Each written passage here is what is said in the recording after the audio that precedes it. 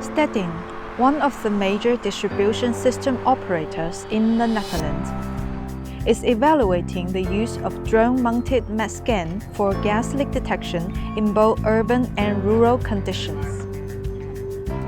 During one of the test days, AIRINS joined the fieldwork to support the operation and learn together with Stedin. In this test, the drone-mounted METScan was used to scan from the air, while technicians also checked the area with traditional ground-based methods. The results are encouraging.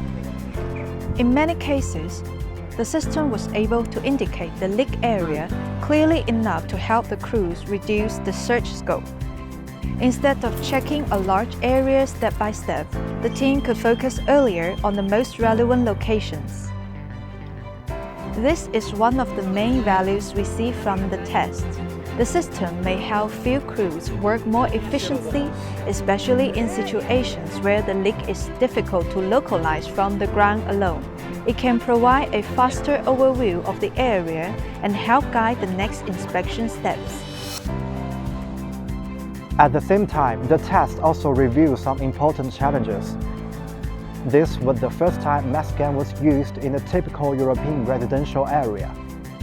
Compared with rural environments, these areas contain much more complex reflective surfaces such as parked cars, solar panels, glass and water surfaces. These conditions can create false positives and make the data more difficult to interpret. To improve the results in residential areas, AIRINS and Stedin are now testing different flat parameters such as speed, height, and waypoint pattern. Different METScan settings such as exposure time, sweep angle, sweep speed, algorithm, and scan mode. And different filter settings in AIRINS.ai, such as signal-to-noise ratio, return lab intensity, and column concentration filters. Overall, the tests show promising potential for helping crews narrow down leak locals more efficiently. At the same time, they also show that adopting a new technique like this requires careful testing, honest evaluation, and continuous improvement under real operating conditions.